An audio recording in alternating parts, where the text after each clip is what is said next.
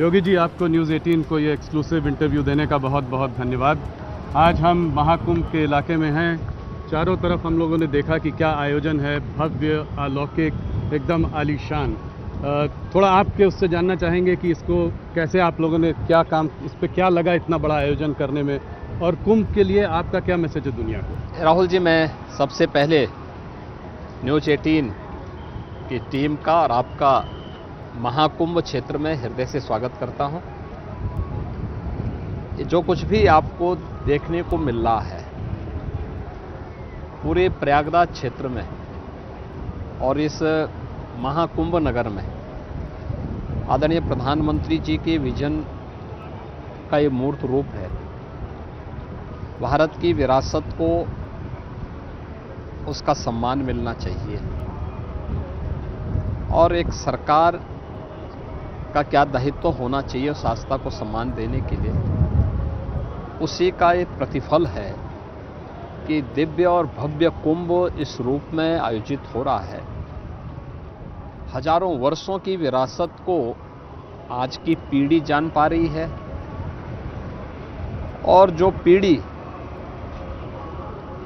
काफी उम्रदराज हो चुकी है, उस पीढ़ी को भारत की इस पुरातन गौरव को अपनी अगली पीढ़ी को देने में भी गौरव की अनुभूति होगी कि हमारी विरासत अब सुरक्षित है और इसी भव्य और दिव्य रूप में आगे बढ़ेगी। यह दृश्य सनातन धर्म का वह दिव्य और भव्य स्वरूप है जिसका आज आप यहाँ अवलोकन कर रहे हैं, जिसके लिए हमारा सनातन धर्म जाना जाता था। भारत की ऋषि परंपरा ने कुंभ का आयोजन इसी भव्य और दिव्य तरीके से भारत की आध्यात्मिक और सांस्कृतिक विरासत को आगे बढ़ाने के लिए इस प्रकार के आयोजनों का शुभारंभ किया था। और ये तो प्रयागराज की धरती है। माँ गंगा, यमुना और सरस्वती की इस त्रिवेणी में कोटि कोटि श्रद्धालु आकर के पूज्य संतों के सानिध्य में स्नान करके पुण्य का भागीदार बनता है। मैं पहले भी कुंभ में आ चुका हूं। 2019 में आपने भव्य अर्ध कुंभ का आयोजन किया था, उसमें भी आया था। मगर जिस प्रकार की भीड़ मैं इस बार देख रहा हूं, इस तरह की भीड़ पहले मौनी अमावस्या के स्नान में होती थी। आजकल लगभग रोज इस तरह की भीड़ दिख रही है। देखिए, ये जो आयोजन है जी, ये भारत की एकता का एक संदेश देने वाला एक समागम है।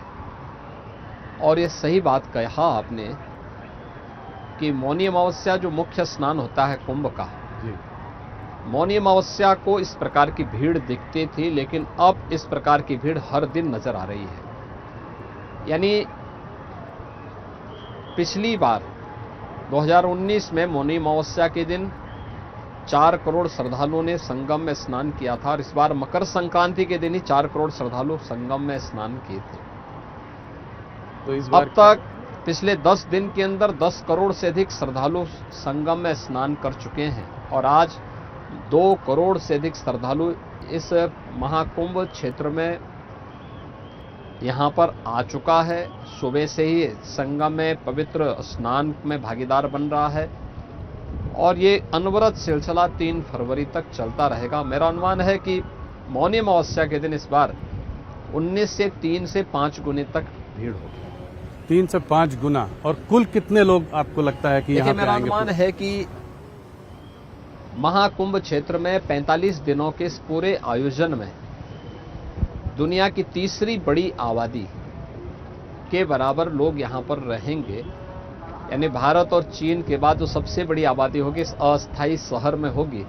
मेरा अनुमान है 40 से 45 करोड़ श्रद्धालु इस दौरान आकर के संगम में आकर के पवित्र डुबकी के माध्यम से राष्ट्रीय एकता का संदेश देंगे। बहुत बहुत आपको बधाई, आपने इतना बड़ा आयोजन किया। आपने डुबकी कहाँ लगाई थी उस दिन कैबिनेट के साथ? देखिए राहुल जी, ये सामने ही ये हम हैं यहाँ पे यमुना जी पे, इस सामने गंगा जी आ रही है और इस सामने दोनों का संगम हो रहा है। और अदृश्य माँ सरस्वती के बारे में भी मान्यता है कि तीनों का मिलन इसी स्थल पर होता है और यहीं पर संगम में ये लाखों श्रद्धालु जो स्नान कर रहे हैं इसी संगम में स्नान कर रहे हैं। आपका एक बड़ा अलग दृश्य हम लोगों को देखने के लिए मिला। एक आपको बड़ा हंसते खेलते एक दूसरे के ऊपर पानी डालते हुए आप 54 आपकी पूरी कैबिनेट ने आपके संग डुबकी लगाई, क्या आपको बचपन सा याद नहीं आ गया? देखिए, एक अद्भुत क्षण होता है ये, इसको शब्दों में नहीं व्यक्त किया जा सकता है। ये अविस्मरणीय क्षण होते हैं और जिस एकता का संदेश महाकुंभ दे रहा है, उस एकता के संदेश को उत्तर प्रदेश वासियों और उत्तर प्रदेश के माध्यम से देशवासियों को देने में हम सबको गौरव की अनुभूति होती है। हम यहाँ पे जहाँ पे खड़े हैं, ये सामने ये पूरा क्षेत्र संगम का क्षेत्र है और सामने ये किला है जी। किले में अक्षय वट भी मौजूद है, सामने दिखाई दे रहा है। और अक्षय वट कॉरिडोर पहली बार बना है, जहां पे प्रतिदिन लाखों श्रद्धालु जाकर के दर्शन कर रहा है। इसी किले के अंदर मां सरस्वती का कूप भी है, अदृश्य रूप से ही नहीं बल्कि दृश्य रूप से सरस्वती के दर्शन वहां हो सकते हैं। और उसी में पातालपुरी कॉरिडोर भी बना हुआ है। ये 3 कॉरिडोर केवल किले के अंदर बने हैं। चौथा कॉरिडोर बड़े हनुमान जी मंदिर का बना है। बहुत फेमस लेटे हुए हनुमान जी। लेटे हुए हनुमान जी हैं। ये बड़े हनुमान जी के रूप में विख्यात हैं और उनके दर्शन वहां पर श्रद्धालु कर सकता है। मेरा ये सौभाग्य है कि मैं इस बार आपको प्रयागराज में इंटरव्यू कर रहा हूँ। मैं यहाँ पला बढ़ा हूँ। तो मोदी जी आए बनारस में, काशी विश्वनाथ कॉरिडोर बना, काशी जो है एक विश्व मैप में आया। वैसे ही अयोध्या में पिछली बार आपने राम मंदिर का निर्माण हुआ, जनवरी 22 को प्राण प्रतिष्ठा हुई। आज प्रयागराज भी इस महाकुंभ को लेकर देश दुनिया में चारों तरफ इसकी बात हो रही है। तो क्या आपको लगता है आने वाले समय में ये भी एक टूरिज्म, स्पिरिचुअल टूरिज्म का बड़ा सेंटर बनेगा? देखिए, भारत की इस ताकत को दुर्भाग्य से पूर्व की सरकारों ने नहीं समझा था। भारत की इस विरासत जो स्पिरिचुअल टूरिज्म में भारत के अंदर मौजूद था, जो पोटेंशियल था जी। इसको देखा है प्रधानमंत्री मोदी जी ने। और इसीलिए मोदी जी के नेतृत्व में काशी में काशी विश्वनाथ धाम, 2019 का प्रयागराज कुंभ, अयोध्या में श्री राम जन्मभूमि पर मर्यादा पुरुषोत्तम प्रभु श्री राम के भव्य और दिव्य मंदिर के निर्माण का कार्य, एक नई अयोध्या के दर्शन अयोध्या में होते हैं। विंध्यवासिनी धाम में मां विंध्यवासिनी का भव्य और दिव्य धाम और कॉरिडोर का निर्माण, उत्तराखंड में केदारपुरी में केदारनाथ धाम, महाकाल में महालोक का धाम, ये सभी करोड़ों श्रद्धालुओं को अपनी ओर आकर्षित करके भारत की स्पिरिचुअल टूरिज्म की ताकत को दुनिया के सामने उस ताकत का एहसास करा रही है। और मुझे कहने में कोई संकोच नहीं कि आज से 8 साल 10 साल पहले तक उत्तर प्रदेश के अंदर टूरिज्म में उत्तर प्रदेश तीसरे नंबर पर था। आज उत्तर प्रदेश नंबर 1 पर है अपनी इसी स्पिरिचुअल ताकत के बल पे। और इससे न केवल यहाँ पे लोगों को नए अवसर मिले हैं बल्कि आर्थिक उन्नयन में भी इसकी बड़ी भूमिका है। यहाँ की इकोनॉमी को भी इसने एक नई ताकत दी है। मैंने सुना है कि 7,500 करोड़ रुपए जो है लगे ये सब भव्य आयोजन करने में। यहाँ पे इस एरिया में इकोनॉमिक एक्टिविटी कितनी बढ़ी है सिर्फ इन दिनों में, इन 40-45? देखिए, मैं जो 7,500 करोड़ रुपए खर्च हुए हैं वो केवल आयोजन में ही नहीं बल्कि प्रयागराज सिटी को जोड़ने वाले जो कनेक्टिंग मार्ग्स हैं, हाईवे हैं, उनमें, रेलवे स्टेशंस में, एयरपोर्ट पे और प्रयागराज सिटी के सर्वाधिक यानी एक व्यवस्थित डेवलपमेंट में, रोड, ओवरब्रिज, अंडरपास, फ्लाईओवर्स, इन सब में मिलाकर के इतना खर्च हुआ है। और ये सारी जो भी आप यहाँ पे समागम देख रहे हैं और अगले 45 दिनों के अंदर देखेंगे, इससे उत्तर प्रदेश की इकोनॉमी में कम से कम 2 लाख करोड़ रुपए का इसके माध्यम से ही ग्रोथ होने वाली है। तो यह एक नई इकोनॉमिक्स उत्तर प्रदेश और भारत दुनिया को देने जा रहा है कि आप जब भी अपनी ताकत को पहचानेंगे तो ग्रोथ इसी प्रकार से आगे बढ़ेगी। 2 लाख करोड़ मतलब करीब करीब 10% जीडीपी यूपी का जो जीडीपी होगा उसका 10% योगदान अकेले महाकुंभ देने जा रहा है।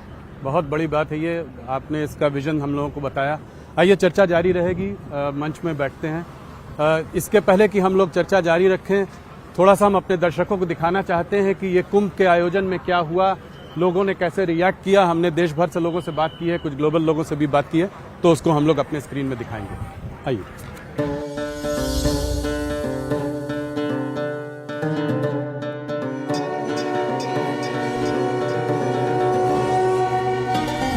अंतरात्मा तृप्त हो गई, जो शांति मिली है अद्भुत, अलौकिक, बहुत मजा आ रहा है। मोदी जी और जोगी ने बड़ा अच्छा काम किया है। This is a place that is filled with blessings, unlike any other on the entire planet. Ganga मैया के डुबकी लगाने में बहुत आनंद आया। हम सारे पुण्य पा गए।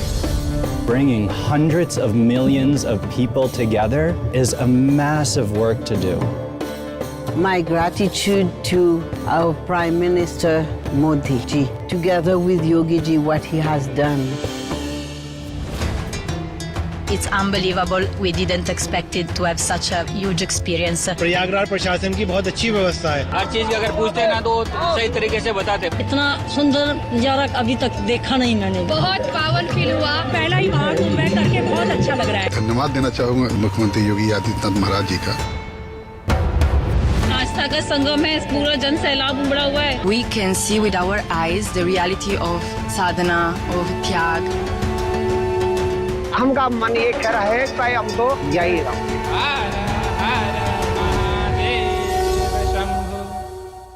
योगी जी, हम लोग महाकुंभ के आयोजन के बारे में बात कर रहे थे। मैंने एक और अलग चीज़ इस बार देखी। कल मैं बम्बई से आ रहा था प्रयागराज, तो फ्लाइट में करीब 90 यंग प्रेसिडेंट्स ऑर्गेनाइजेशन के लोग थे। ये उद्योगपति हैं, अपनी बीवियों बच्चों के साथ, और वो भी सब आस्था इस तरह की है, सब डुबकी लगाना चाहते हैं संगम में। मैंने यूथ देखा है, ग्लोबल बहुत अट्रैक्शन है। ग्लोबल का अट्रैक्शन हरदम रहा, पर इस साल कहीं ज़्यादा। तो ये सब कैसे पॉसिबल हुआ, कैसे आपने आउटरीच किया इन सब के लिए? देखिए, महाकुंभ के आयोजन में तो सबसे बड़ी बात ये है, भारत की जो यंग जनरेशन है जी, वो बहुतायत संख्या में है। कुंभ की जो अवधारणा थी, जो पिछली सरकारों ने बनाया था, वह मात्र ये बनाया था कि कुंभ का मतलब बुजुर्गों का एक आयोजन जी, और उन्होंने उसके लिए कोई सुविधा नहीं देते थे। कुंभ को गंदगी का, भगदड़ का, अव्यवस्था का एक पर्याय बना दिया था। पहली बार आप देख रहे होंगे 2019 में भी और 2025 में भी, ये प्रधानमंत्री मोदी जी के विजन का परिणाम है कि कुंभ के आयोजन को स्वच्छता के साथ, सुव्यवस्था के साथ और सुरक्षा के साथ जोड़ा गया जी। और ये आयोजन इतने भव्य तरीके से आयोजित हो पा रहे हैं, तो स्वाभाविक रूप से जब आस्था और आधुनिकता का संगम होगा तो युवा उधर आकर्षित होगा। हर वह व्यक्ति जो समाज जीवन के साथ जुड़ा हुआ है, वह उद्यमी हो, टेक्नोक्रेट हो, अच्छा कोई चिकित्सक हो, या किसी जीवन के किसी भी अन्य क्षेत्र में जो एक प्रगतिशील सोच रखता है, वह हर व्यक्ति उसके साथ जुड़ेगा। और जो दृश्य आपको देखने को मिल रहा है कि यंग सीओज को आपने देखा कल जी, फ्लाइट से यहाँ आते हुए, आपने 13 और 14 को जो आपकी रिपोर्टिंग थी उसमें भी आपने इस चीज़ को महसूस किया होगा जी, कि न केवल भारत के बल्कि दुनिया भर से आए हुए जो भी पर्यटक थे, श्रद्धालु थे, उसमें हिंदू ही नहीं थे, सनातन धर्मावलंबी नहीं थे, अहिंदू भी थे। जिन लोगों ने संगम में डुबकी लगाई तो अभिभूत होकर के उन्होंने तारीफ की इन सभी चीज़ों की, कि भव्य और दिव्य रूप में आयोजन कैसे हो सकते हैं, और उसका एक दृश्य ये सब। योगी जी, आपके गुरु महंत अवैधनाथ जी राम जन्मभूमि के मूवमेंट से बहुत जुड़े हुए थे। पिछले साल जो है राम मंदिर का भव्य उद्घाटन भी हुआ। आपके लिए इस साल का कुंभ जो है इमोशनल मोमेंट रहा होगा ये सब देखते हुए? देखिए, ये मेरा सौभाग्य है कि 2024 का जनवरी माह 500 वर्षों का इंतजार समाप्त करके भव्य और दिव्य राम मंदिर के रूप में हम सबके सामने आया है। जी 500 वर्षों के बाद रामलीला अपने दिव्य धाम में विराजमान हो पाए और मैं एक सेवक के रूप में वहां देश और दुनिया से आने वाले श्रद्धालुओं की सेवा के लिए उपस्थित था। 2019 का कुंभ और 2025 का महाकुंभ के आयोजन का भी अवसर हमें प्राप्त हो रहा है, तो स्वाभाविक रूप से हम सौभाग्यशाली हैं। हाँ, 2013 का कुंभ भी था, उस समय मेरे पूज्य गुरुदेव भी यहाँ पे थे, आज वे इस लोक में नहीं हैं, लेकिन सूक्ष्म रूप से उनका आशीर्वाद जरूर प्राप्त हो रहा होगा। वे तमाम दिव्य विभूतियाँ जो 2013 में थीं आज नहीं हैं, लेकिन आज ये सब दृश्य देख करके वे संतुष्ट हो रहे होंगे, उनका आशीर्वाद जरूर इस पूरे आयोजन को प्राप्त हो रहा होगा। लेकिन जो ये सफलता की नई कहानी आज उत्तर प्रदेश लिख रहा है, आदरणीय प्रधानमंत्री जी के मार्गदर्शन और उनकी ही विजनरी लीडरशिप के कारण ये सब संभव हो पा रहा है। सनातन धर्म को लेकर मोदी जी की एक बहुत अलग सोच है। कैसे आप अगर एक मैसेज आप दुनिया को सनातन धर्म के बारे में देना चाहें महाकुंभ और के माध्यम से, तो क्या कहेंगे आप? देखिए, महाकुंभ का तो एक ही संदेश है और जिसको आप देख भी रहे होंगे, न जाति न पाति, न कोई संप्रदाय, न कोई लिंग का भेद, सारे लोग एक संगम में स्नान कर पा रहे हैं। कोई भेदभाव किसी के साथ नहीं, बगल में कौन स्नान कर रहा है किसी को पता नहीं। तो महाकुंभ का तो एक संदेश, एकता से ही अखंड रहेगा ये देश। एकता से, एकता का जो संदेश है वह कुंभ का संदेश जाना चाहिए, इस महाकुंभ का संदेश जाना चाहिए। पूज्य संतों और आने वाले जितने भी श्रद्धालु हैं या पर्यटक हैं, ये सब एकता के संदेश को लेकर के जाएंगे तो सनातन धर्म मजबूत होगा। सनातन धर्म मजबूत होगा तो भारत मजबूत होगा। महंत अवैधनाथ जी भी कहते थे कि जो राम जन्मभूमि मूवमेंट है वो हिंदुओं को एकत्रित एकजुट करने का एक मूवमेंट है। मंडल कमीशन ने जो है लोगों को, हिंदुओं को कास्ट में बांटा, वो मानते थे कि ये उसको जोड़ रहा है। अब जैसे ही आपने इतना बड़ा आयोजन किया, अब अपोजिशन पार्टी के नेता कह रहे हैं कि ये धार्मिक आयोजन का राजनीतिकरण है, इसको आप कैसे देखते? देखिए, मेरा ये मानना है और हम लोग ये मानते रहे हैं, गोरक्षपीठ ये मानती रही है कि समाज में दबे कुचले वंचित लोगों को उनका अधिकार मिलना चाहिए। दलित हों, वंचित हों, पिछड़ी जाति के लोग हों, समाज में गरीब तबके के लोग हों, सौभाग्य से स्वतंत्र भारत में उन सबको उनका अधिकार प्राप्त हो रहा है। लेकिन अपने राजनीतिक स्वार्थ के लिए समाज को बांटा जाए, जातिवाद के नाम पर, क्षेत्रवाद के नाम पर, भाषावाद के नाम पर, यह देशद्रोह से कम नहीं। यह अपने आप में एक देशद्रोह है। जातिवाद के नाम पर, क्षेत्र और भाषा के नाम पर आप समाज को बांटेंगे और सत्ता प्राप्त करके फिर परिवारवाद को बढ़ावा देंगे। वर्तमान भारत इसको स्वीकार करने को तैयार नहीं है, इसको नहीं स्वीकार किया जाना चाहिए। इससे देश कमजोर होगा। हमें बंटना नहीं है, हमें एक रह करके भारत को मजबूत बनाना है। भारत की मजबूती सनातन धर्म की मजबूती है, हर एक भारतवासी की मजबूती है। राहुल गांधी और अखिलेश यादव जी जैसे ऑपोजिशन के नेता कास्ट सेंसस की बात करते हैं, तो आपका क्या मत है? क्या आप कास्ट सेंसस के पक्ष में हैं या आप इसको एक खतरा मानते हैं? मेरा मानना है कि हर गरीब को, हर वंचित को, हर दलित को, हर पिछड़ी जाति के व्यक्ति को, हर गरीब को उसका अधिकार मिलना चाहिए और किसी भी संवेदनशील सरकार का ये दायित्व बनता है। और ये देश का सौभाग्य है कि पिछले एक दशक के अंदर आजाद भारत में पहली बार हर दलित, हर वंचित, हर गरीब, हर पिछड़ी जाति के व्यक्ति को उसका अधिकार प्रधानमंत्री मोदी जी के नेतृत्व में मिला। 4 करोड़ गरीबों को एक आवास मिल जाना, 12 करोड़ गरीबों के घर में शौचालय बन जाना, 10 करोड़ गरीबों के घर में एलपीजी के कनेक्शन जल जाना, 4 करोड़ गरीबों के घर में बिजली के निःशुल्क कनेक्शन उपलब्ध हो जाना, 80 करोड़ लोगों को फ्री में राशन की सुविधा लगातार पिछले 5 वर्ष से प्राप्त हो रही है। यह पहली बार हुआ है। हर एक तबके के लिए उस प्रकार की योजना, 12 करोड़ किसानों को किसान सम्मान निधि का लाभ प्राप्त हो रहा है। कोई किसी की जाति नहीं देखी गई, किसी के साथ भेदभाव नहीं किया गया। ये केवल जब मोदी जी के नेतृत्व में वेलफेयर की स्कीम सबका साथ और सबके विकास की भावना के साथ आगे बढ़ रही है, तब बांटने वाले लोग फिर जातीय आधार पर, क्षेत्र और भाषाई आधार पर बांटने की कोशिश चेष्टा कर रहे हैं। भारत को और सनातन धर्मावलंबियों को खास तौर पर इससे सावधान रहना होगा।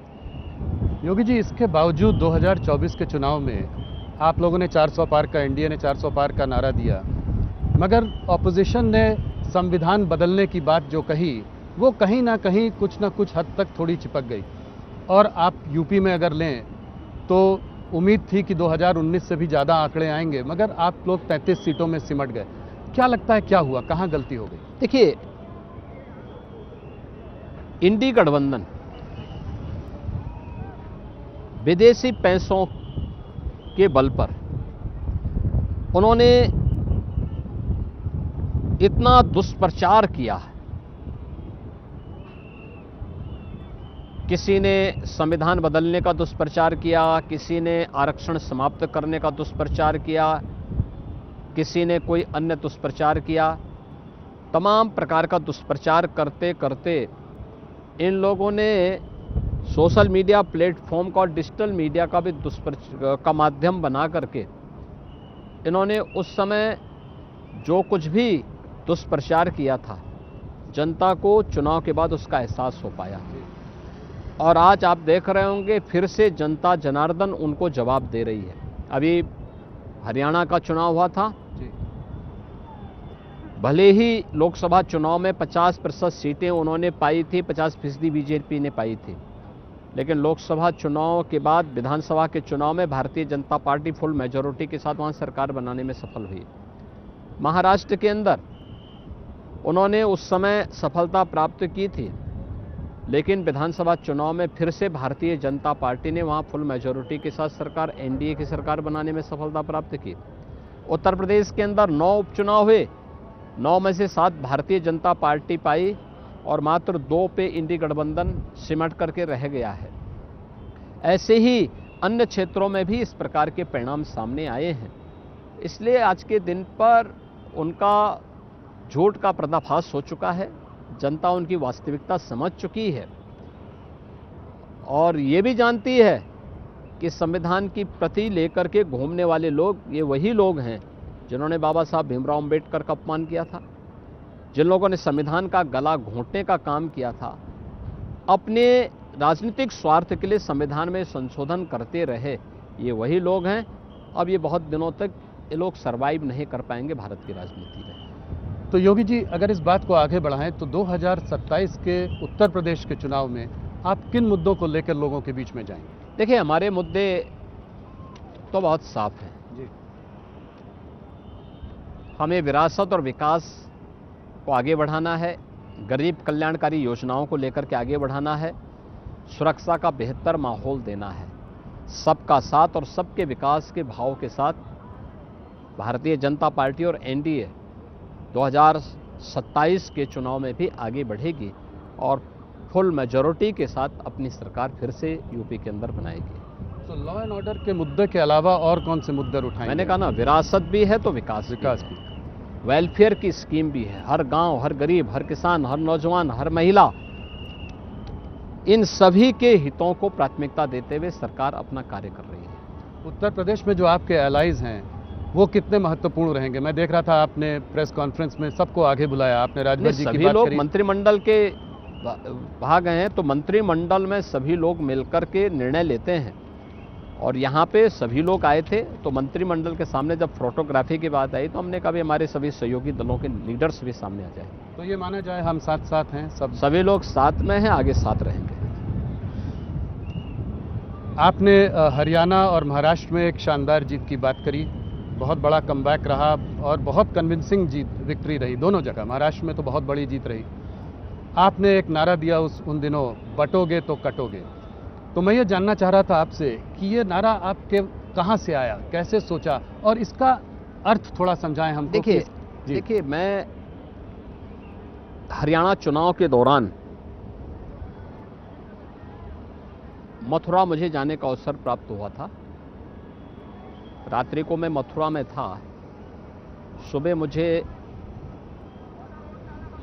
वहाँ पर आगरा में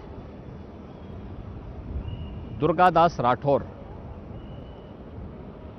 की प्रतिमा का अनावरण करने का अवसर प्राप्त हुआ। दुर्गादास राठौर मध्यकाल में एक बहुत प्रतापी सेनापति थे, जोधपुर राजा के। तो स्वाभाविक रूप से उस समय दुर्गादास राठौर के बारे में कहा जाता है कि जब जोधपुर के राजा महाराजा जसवंत सिंह को औरंगजेब परास्त नहीं कर पाया, उन्होंने उनके साथ समझौता किया और समझौते में इस बारे में कहा कि भाई आप अफगानों पे हमला करिए, मैं पीछे से आपकी सहायता करूंगा। राजा जसवंत सिंह जी जब अफगानों पर हमला करने के लिए निकले तो इसी में धोखे से औरंगजेब ने पीछे से हमला किया और राजा जसवंत सिंह उस युद्ध में शहीद हुए। उनका पुत्र अजीत सिंह साथ में था, रानी साथ में थी। जब सेनापति दुर्गादास राठौर ने देखा कि राजा को मारने के बाद अब ये राजकुमार को मारना चाहते हैं, तो उन्होंने राजकुमार और रानी को ले जाकर के एक आश्रम में उन्हें रखा और फिर वहां से उनको दूर लेके चले गए। जब राजकुमार अजीत सिंह बड़े हुए तो उन्होंने फिर जोधपुर का राजा उन्हें बनवाया। 91 वर्ष की उम्र तक दुर्गादास राठौर जोधपुर में रहे। उसके बाद उन्होंने संन्यास लिया और उज्जैन चले गए, वहीं उन्होंने अंतिम श्वास ली। उस पूरी परंपरा के प्रति राठौर तेलीय परंपरा, तेलीय जाति से जुड़े हुए जितने भी लोग हैं, आगरा में वो मूर्ति लगाना चाहते थे, लेकिन कुछ लोग समुदायों के द्वारा विरोध किया जा रहा था। हम लोगों ने दोनों समुदायों को बुला के बात की, अंततः समझौता हुआ, फिर मूर्ति स्थापित हुई। तो उसी में मैंने कहा था कि बटोगे तो कटोगे, एक रहोगे तो नेक रहोगे। और मैं आभारी हूं आदरणीय प्रधानमंत्री जी ने एक रहोगे सेफ रहोगे के माध्यम से पूरे देश को इसके साथ जोड़ने का संदेश दिया है। और मैं मानता हूं महाकुंभ का भी यही संदेश है कि एकता से ही अखंड रहेगा देश। देश अखंड रहेगा तो देश सुरक्षित रहेगा, सनातन धर्म सुरक्षित रहेगा। सुरक्षित है तो हर जाति, हर मत, हर मजहब, हर संप्रदाय, हर पंथ भी सुरक्षित रहेगा। और सुरक्षा है तो समृद्धि अपने आप आएगी। मैं एक चीज़ आपसे समझना चाह रहा था कि आपके पहले कार्यकाल में लॉ एंड ऑर्डर एक बहुत बड़ी प्रॉब्लम आपने सॉल्व की, उसका आपको जनता ने आपको दोबारा बहुत बड़ी जीत दिलाई। इस कार्यकाल में आपकी बड़ी उपलब्धियां क्या हैं? देखिए, हमने जो कहा सो करके दिखाया है। जो पहले भी कहा गया था कि मोदी है तो मुमकिन है, तो मोदी जी के नेतृत्व में, उनके मार्गदर्शन और उनके आशीर्वाद से भारतीय जनता पार्टी ने जो कहा सो करके दिखाया है। और मुझे लगता है कि जब व्यक्ति का आचार और विचार में साम्यता होती है तो जनता जनार्दन का आशीर्वाद उसके साथ में होता है। जनता को सुरक्षित माहौल चाहिए, नौजवान को रोजगार चाहिए, किसान को अपनी समृद्धि को आगे बढ़ाने के लिए अवसर चाहिए, हर बहन और बेटी को सुरक्षा चाहिए, हर व्यापारी सुरक्षित माहौल में व्यापार कर सके, उसके लिए जॉब डूइंग की व्यवस्था हो।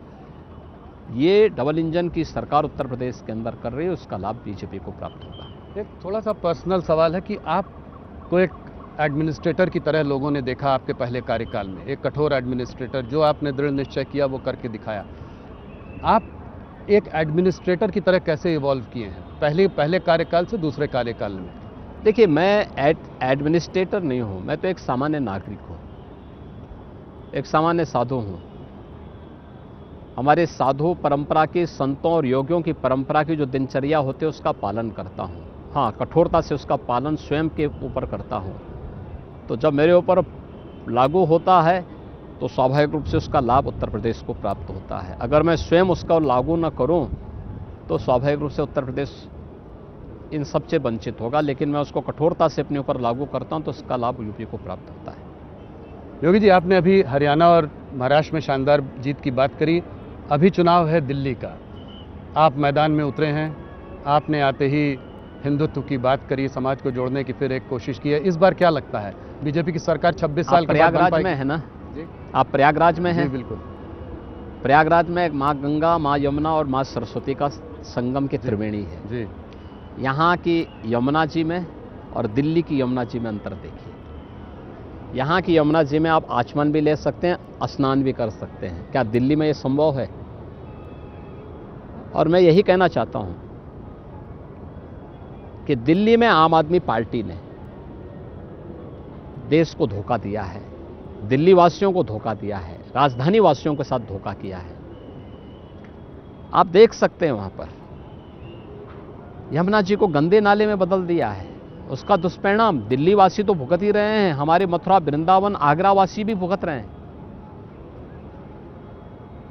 ये तो बाद में जब हम लोग आगे आते हैं, चंबल, केन, बेतवा और अन्य नदियों का पावन जल यमुना जी में मिलता है तो इतनी दिव्य नदी आती है। और फिर इसमें ट्रीटमेंट के प्लांट हम लोगों ने जगह जगह जो लगाए हैं, उसके परिणाम सामने हैं कि इतनी अविरल और निर्मल यहाँ पे गंगा जी और यमुना जी दिखाई देती है। अन्यथा इन लोगों ने जिस प्रकार की स्थिति पैदा की है, ये केवल नदी नहीं, ये तो भारतीय संस्कृति के साथ इन्होंने इसी प्रकार का धोखा किया है। यही धोखा इनका भारतीय संस्कृति के प्रति भी है। केजरीवाल जी ने पलट के कहा है कि जो है वो अपने एजुकेशन मिनिस्टर को यहाँ भेजना चाहते हैं ताकि वो योगी सरकार को कुछ टिप्स दे सके कि एजुकेशन में कैसे चेंजेस। उनका एजुकेशन मिनिस्टर यूपी में आए तो यूपी से कुछ सीख करके जाएगा। यूपी के अंदर देखना है, याद रखना, उनको याद रखना होगा, यूपी का एजुकेशन का बजट उतना है जितना पूरे दिल्ली का बजट है। उनका 78,000 करोड़ का बजट है और यूपी का 1 लाख करोड़ रुपए से अधिक का बजट केवल एजुकेशन का है। पूरे दिल्ली का टोटल बजट 78 से 80,000 करोड़ का है और यूपी का 1 लाख से 1,20,000 करोड़ का अकेले एजुकेशन का बजट है। तो यहाँ आकर के वे हमें क्या सिखाएंगे, वे यहाँ से सीख के जरूर चले जाएंगे। और मैं चाहूँगा कि जैसे मैंने संगम में माँ गंगा, यमुना और सरस्वती की इस त्रिवेणी में डुबकी लगाई है पूरी कैबिनेट के साथ, उनको भी जाना चाहिए, एक बार वो भी डुबकी लगाएं तो अच्छा रहेगा। योगी जी, केजरीवाल जी ने बहुत पहले एक फ्रीबीज की पॉलिटिक्स शुरू की थी, फ्री इलेक्ट्रिसिटी, फ्री पानी, ये सब उन्होंने दिया। तो इस बार आपको क्या लगता है, ये फ्रीबी की पॉलिटिक्स जीतेगी या आपका हिंदुत्व जीतेगा? देखिए, हिंदुत्व हमारे लिए राजनीतिक मुद्दा नहीं है। हम फ्री की सुरक्षा उपलब्ध करवा रहे हैं और ये हर नागरिक का अधिकार है। वेलफेयर की स्कीम जहां जिसको जो आवश्यकता हो तो हम उपलब्ध करवा रहे हैं। ये डबल इंजन की सरकार से उपलब्ध करवा रही है, लेकिन खैरात बांटने की प्रवृत्ति, क्योंकि ये खजाना प्रदेश की जनता का है, मेरा नहीं है, मेरा व्यक्तिगत नहीं है, मुझे कोई राइट नहीं इसको लुटाने का। जो जनता जनार्दन का अधिकार है वही उनको उपलब्ध हुआ, उनको होना ही चाहिए, वो उनको उपलब्ध करवाने का पूरा प्रयास हो रहा है। योगी जी, मेरा एक सवाल इससे थोड़ा बड़ा है, थोड़ा इससे ऊपर उठ के है, और वो ये है कि क्या आप इस रेवड़ी कल्चर, इस फ्रीबी कल्चर के बारे में चिंता करते हैं? देखिए, बहुत सारे चुनाव हुए हैं पिछले कई वर्षों में और अब सिर्फ फ्रीबीज दी जा रही हैं, और आपकी पार्टी के प्रदेशों में भी ऐसा हुआ है, जैसे कि मध्य प्रदेश हो गया, छत्तीसगढ़, मतलब कर्नाटका, हर जगह आप फ्रीबी दीजिए और जो है चुनाव, और उसका चुनाव में परिणाम पॉजिटिव आ भी रहा है। महाराष्ट्र में भी लाड़की बहना स्कीम भी आई। क्या आपको इस बात को लेकर आप चिंतित हैं? आप यूपी को $1 ट्रिलियन इकोनॉमी बनाना चाहते हैं, इस तरह की फ्रीबी कल्चर ग्रोथ को स्लो करेगा, इंफ्रास्ट्रक्चर में पैसा कम जाएगा। इस पर आपका क्या मानना? देखिए, मेरा मानना है कि हमें एक लंबी सोच के साथ काम करना होगा। परफॉर्मेंस बेस्ड इसको करना पड़ेगा।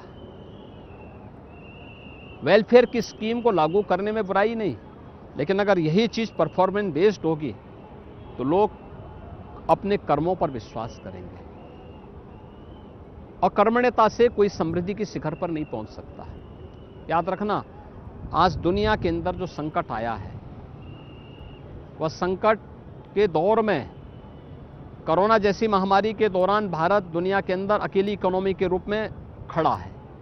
दुनिया लड़खड़ा रही है। कारण है भारत ने कर्म की प्रधानता दी है, कर्म की का संदेश दिया है। तो उस कर्मण्यशीलता को हमें बनाए रखना पड़ेगा, अन्यथा लड़खड़ाने में बहुत देर नहीं लगने वाली। तो आप कह रहे हैं कि जो भारत सरकार कर रही है, जो वेलफेयर स्कीम्स हैं वो चालू रहेंगी, और वो रेवड़ी कल्चर नहीं है, वो फ्रीबीज। मैं क्या करूँ, देखिए वो वेलफेयर की स्कीम है जी, जिसमें व्यक्ति के परफॉर्म के हिसाब से उसको बांटा गया, परफॉर्मेंस बेस्ड है वो, और मुझे लगता है वो होगा तो सबका हित होगा, पब्लिक का भी हित होगा, देश का भी हित होगा। संभल पर एक सवाल मैं थोड़ा अलग तरीके से पूछना चाह रहा हूँ। इधर मोहन भागवत जी ने कहा कि हर मस्जिद के नीचे हमें मंदिर नहीं खोजना चाहिए। संभल के परिप्रेक्ष्य में आप इसको कैसे देखते हैं? देखिए, संभल से मतलब नहीं था, तो देखिए आपने देखा होगा उसके बाद ऑर्गेनाइजर ने भी और पांचजन्य ने भी इस बात को बहुत स्पष्ट से कहा था कि सोमनाथ से संभल तक इस सत्य को खोजने की एक यात्रा है।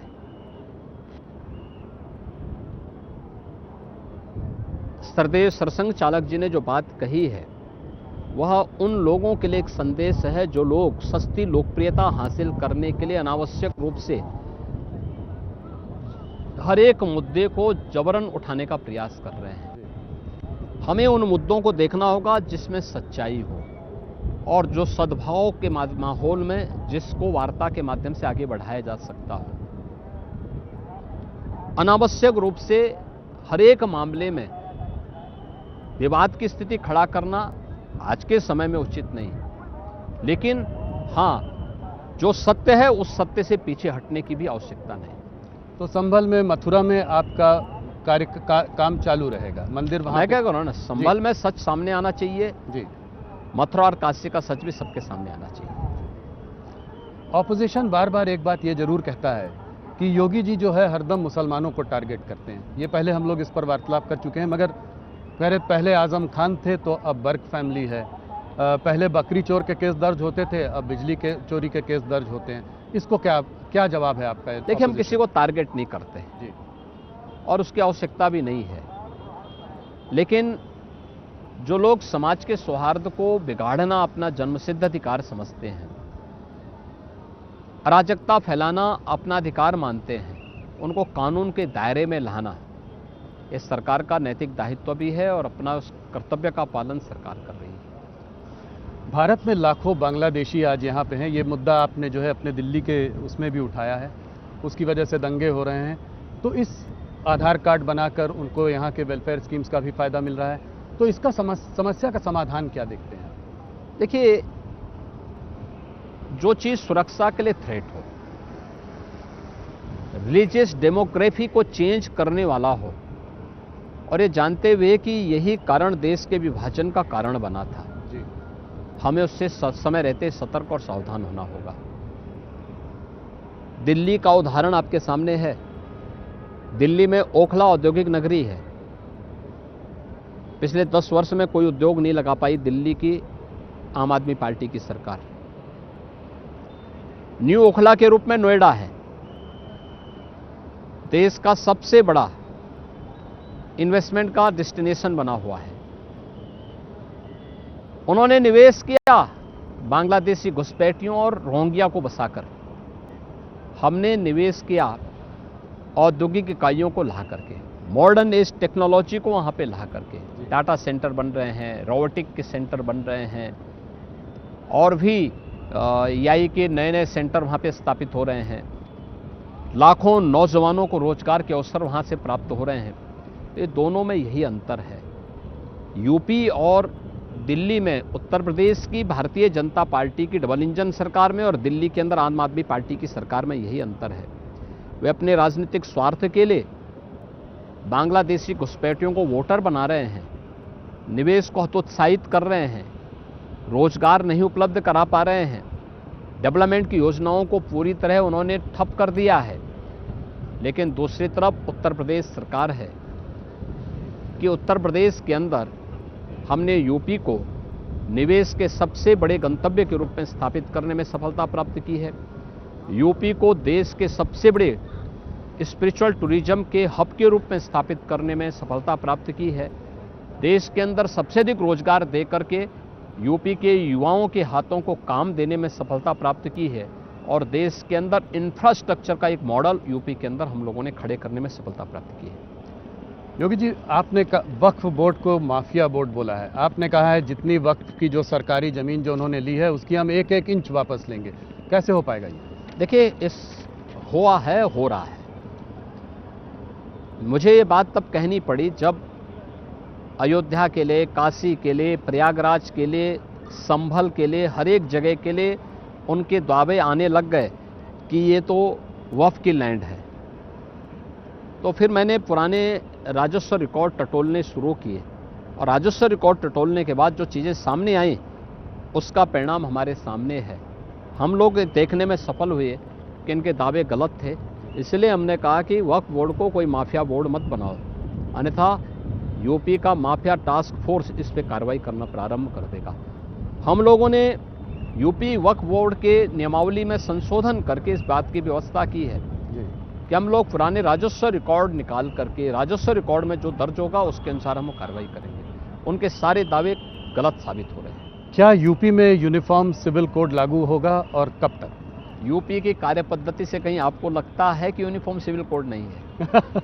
आप कह रहे हैं कि ऑलरेडी लागू हो चुका है। ये ऑलरेडी लागू है। सुप्रीम कोर्ट की आपको पिछले आपके कार्यकाल में आपको बुलडोज़र बाबा का वो मिला। लोगों को उम्मीद थी कि जब कभी जस्टिस नहीं मिल पाती है तो इस तरीके से उनको जस्टिस मिलती है और आपको उन्होंने प्यार से बुलडोज़र बाबा बुलाया। अब सुप्रीम कोर्ट की गाइडलाइंस आई हैं नेशन वाइड जो है जो कि लागू हैं, तो ऑपोजिशन कह रही है कि अब बुलडोज़र टेरर और जंगल राज यूपी में ख़त्म हो जाएगा। तो क्या करेंगे बुलडोज़र बाबा? यूपी में जंगल राज पिछली सरकारों में था जी। यूपी में 2017 के बाद जो राज आया है वो राम राज्य है। सबको सुरक्षा, सबको सम्मान, सबको कल्याणकारी योजनाओं के साथ जोड़ना, सबको उसका अधिकार उपलब्ध कराना, ये यूपी के अंदर हुआ है। माननीय उच्चतम न्यायालय के आदेश के बाद हमारा काम आसान हुआ है और आपने सुनवाई के दौरान इस चीज़ को देखा होगा कि उत्तर प्रदेश एकमात्र राज्य था जिसने जो गाइडलाइन माननीय उच्चतम न्यायालय की उन सबको फॉलो करते हुए ही अपनी कार्रवाई को आगे बढ़ाया है। और आज भी आप देख रहे होंगे हमारी कार्रवाई अनवरत रूप से गलत तत्वों के खिलाफ पूरी प्रक्रिया का पालन करते हुए कानून के दायरे में रहकर सभी कार्यक्रम आगे बढ़ रहे हैं। योगी जी, आपने यूपी को $1 ट्रिलियन इकॉनमी बनाने का संकल्प लिया है। कब तक ये हो पाएगा? कोई कहता है 2027 आपने बोला या 2030। एक तो ये कि कब तक होगा और 2029 की हम लोगों ने एक टाइमलाइन तय की है कि 2029 तक यूपी $1 ट्रिलियन की इकोनॉमी होगा और उसके लिए कार्य योजनाएं बनाई जा चुकी हैं, बाकायदा उसको इम्प्लीमेंट किया जा रहा है। हमने पिछले 7-8 वर्ष के दौरान 3 से 3.5 वर्ष कोविड महामारी के बावजूद अपनी इकोनॉमी के दुगना से अधिक करने में सफलता प्राप्त की है और मेरा ये मानना है कि हम लोग 2029 में इसको अचीव कर लेंगे। योगी जी, एक समय में मायावती जी बात करती थी कि उत्तर प्रदेश बहुत बड़ा प्रदेश है, यहाँ से 80 लोकसभा के एमपी जाते हैं। डिलिमिटेशन एक्सरसाइज के बाद मान लीजिए करीब 850 अगर सीट हुई तो यूपी की करीब 150 सीटें होंगी। तो क्या आपका क्या मत है कि ये बहुत बड़ा प्रदेश है? मायावती जी इसके टुकड़े करने की बात करती थी कि चार विभाजन होना चाहिए प्रदेश का। आप इसको कैसे देखते हैं? देखिए, यूपी अपने आप में यूपी है, इसकी पोटेंशियल है ये, और मुझे लगता है यूपी को यूनाइट रह करके ही अपने लक्ष्यों को प्राप्त करना चाहिए और मुझे लगता है इसी में उसकी ताकत भी है, इसमें उसकी पहचान भी है, उसका सम्मान भी है। कुछ पर्सनल 2-4 सवाल आपसे हर बार पूछने की कोशिश करता हूँ, एक आध और। आप गढ़वाल यूनिवर्सिटी से बीएससी कर रहे थे मैथ्स में, उसके बाद आप एमएससी कर रहे थे, उसके बाद आपने अचानक से संन्यास ले लिया। ये कैसे हुआ, किसने इसको देखिए, प्रभावित पूर्व किया? जन्मों का प्रारब्ध होता है जी। ये न मेरे बस में है, ना आपके बस में है। जो विधाता ने लिख दिया वो होकर के रहेगा, और वही मेरे साथ भी हुआ है। तो आप कैसे आकर्षित हुए इसकी ओर? देखिए, मैं हमेशा व्यवहारिक जानकारी देने का पक्षधर रहा हूं, और मैं पूज्य संतों की सानिध्य में जाकर के अलग अलग पंथ और संप्रदायों को मैंने देखा। बाद में जब मुझे लगा क्रियात्मक योग से जुड़ा हुआ एक समृद्ध संप्रदाय नाथ संप्रदाय है, तो मैंने उस समय आकर के महंत अवेद्यनाथ जी महाराज के सानिध्य में आकर के उसकी दीक्षा ली, और फिर मैं इस पूरी परंपरा के साथ दीक्षित हो गया। आपके गुरु के गुरु दिग्विजय नाथ जी, वो भी लोकसभा में थे, वो भी एमपी थे। आप महंत अवैधनाथ जी भी राजनीति में भी रहे। हाँ, आप तो 26 साल की उम्र में ही एमपी बने, और अब आज सबसे बड़े प्रदेश के मुख्यमंत्री हैं। धर्म और राजनीति को आप कैसे देखते हैं? इसमें कोई विरोधाभास? देखिए, एक विरोधाभास मानने के लिए मानो तो गंगा जल है, न मानो तो बहता पानी है। आप मानो तो धर्म एक जीवन पद्धति है जो सदाचार, कर्तव्य और नैतिक मूल्यों का एक प्रवाह है, जिसमें व्यक्ति और समाज का जीवन टिका हुआ है। क्या कोई राजनीति कर्तव्य से विमुख हो सकती है? सदाचार और नैतिक मूल्यों से विमुख हो सकती है? राजनीति इसके सापेक्ष चलेगी तो समृद्धि को प्राप्त करेगी, इसके निरपेक्ष होगी तो पतन को प्राप्त करेगी। योगी जी, जब आप गोरखपुर आए तब आप मात्र 21 साल के थे। उस वक्त गोरखपुर माफिया की गिरफ्त में था, 2-3 बड़े माफिया डॉन्स थे, आए दिन हत्याएं होती थी।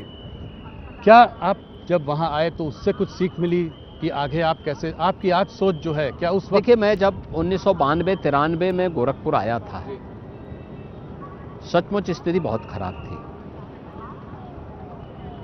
3-4 तो बड़े बड़े माफियाज थे ही, उनके गुर्गे अलग से थे। गोरखपुर का हर व्यापारी, हर उद्यमी गुंडा टैक्स देता था, हर चिकित्सक गुंडा टैक्स देता था। और अगले 2-3 साल तक मैंने भी ये सब अनुभव किया, कैसे व्यवस्था को पूरी तरह पैरालाइज करके रखा हुआ था। कोई भी सरकार रही कि माफियाज के सामने किसी की कुछ नहीं चलती थी। लेकिन 1996 के बाद जब मुझे लगा कि अब चुप बैठने से काम नहीं होने वाला है, क्योंकि कोई तो उनके सामने बोलता नहीं है, सारी मशीनरी उनके सामने वो मौन है, तो मुझे स्वयं फील्ड में उतरना पड़ा था उनके खिलाफ, और बोलता था, मैं लड़ता था, विरोध होते थे। और सांसद बनने के पहले पहले हम लोग लगभग गोरखपुर के माफिया राज को कंट्रोल कर चुके थे। हमने हर व्यापारी की बैठक की, हर चिकित्सक के साथ बैठक की, हर उद्यमी के साथ बैठक की। मैंने कहा भी कोई गुंडा टैक्स नहीं देगा, और मत दो इन गुंडों को टैक्स। अगर दोगे तो अपने लिए दुर्गति करोगे। और मुझे प्रसन्नता है कि गोरखपुर का हर व्यापारी, हर व्यक्ति विश्वास किया। आज वहाँ पे एकदम शांति है, सुरक्षा है, और पूरा प्रदेश के अंदर उसको लागू करने में, जब मुख्यमंत्री बना तो मुझे उसको लागू करने में सफलता मिली। बहुत खतरनाक काम था उस वक्त, उनसे लड़ना कोई सामान्य बात नहीं, क्योंकि वे सब सत्ता प्रायोजित थे, सत्ता का संरक्षण उन माफियाज को था। लेकिन आज मुझे लगता है कि जो संघर्ष है वह न्यू बनी आगे प्रदेश के माफियाज से लड़ने में। योगी जी, आपने बहुत छोटी उम्र में अपने फैमिली को छोड़ दिया। आपके फैमिली के बारे में लोग ज़्यादा जानते भी नहीं हैं। थोड़ा बहुत जो हम लोग जानते हैं, आपकी एक बहन है, वो एक टी स्टॉल चलाती हैं। आपके एक भाई शायद सूबेदार हैं, हो सकता है मैं कुछ गलत भी हूँ। एक भाई आपके पत्रकार हैं, एक जो है गोरखनाथ कॉलेज में काम करते हैं। तो इस तरह के सामान्य वातावरण में आप पले बढ़े, आज आप प्रदेश के मुख्यमंत्री हैं। क्या इनसे बातचीत हो पाती है? क्या मिल पाते हैं? क्या याद आती है? देखिए, ये मेरा सौभाग्य है कि मेरा जो जैविक परिवार है, मेरे परिवार के जो भी सदस्य हैं, वे लोग मेरे कार्य में, मेरे किसी भी धार्मिक या राजनीतिक कार्य में किसी प्रकार का कोई हस्तक्षेप उस अभियान के साथ कभी नहीं किए। यहाँ तक कि मेरे पास भी नहीं आते। उनमें से मुझे लगता है किसी ने भी गोरखनाथ मठ नहीं देखा होगा, अभी तक नहीं देखा होगा। और कुंभ में भी मैं मेरे लिए इस पूरा परिवार जो यहाँ आ रहा है सब मेरे लिए परिवार जैसा है। तो मुझे इन सब की सेवा करने में आनंद की अनुभूति होती है और मैं मानता हूँ इनका जो पुण्य होगा ये सब पुण्य उन लोगों को भी प्राप्त हो जाएगा। एक आखिरी सवाल, राजनीति में आने के बाद लोग सत्ता लोभी हो जाते हैं, परिवारवाद होता है, परिवार के बारे में सोचते हैं, अपने बच्चों के बारे में सोचने लगते हैं। एक योगी इस सत्ता लोभ से कैसे दूर रहता है? और अगर आप आज मुख्यमंत्री नहीं होते तो योगी आदित्यनाथ क्या कर रहे होते? मैं एक योगी के रूप में अपना काम कर रहा हूँ, आगे भी काम करता, उसमें कोई वो नहीं है। मेरा मिशन एक ही है, सनातन धर्म को मजबूत करना, भारत की मजबूती के लिए काम करना। पूरा जीवन भारत माता के चरणों में है, सनातन धर्म के लिए समर्पित है। इसी में देश का और समाज का कल्याण है। योगी जी बहुत बहुत धन्यवाद। मैं खुद प्रयागराज में पला बड़ा हूं, तो ये मेरा सौभाग्य है कि आज मैं पहली बार प्रयागराज में, वो भी महाकुंभ के पावन पर्व में आपका इंटरव्यू कर रहा हूं। हमारे दर्शकों की तरफ से आपको बहुत धन्यवाद। राहुल जी, आप यहाँ पर आए हैं, आपका और आपकी पूरी टीम का मैं महाकुंभ नगर में अभिनंदन करता हूं। और ये सुंदर दृश्य जो आप देख रहे हैं सामने, ये त्रिवेणी का है, संगम तट का है। मुझे लगता है कि जो करोड़ों दर्शक हैं न्यूज़ 18 के, उन सबको ये दृश्य देखने का और इसको, इस भव्य स्वरूप को देखने और इससे अभूत होने का एक अवसर प्राप्त होगा। बहुत बहुत धन्यवाद। धन्यवाद जी।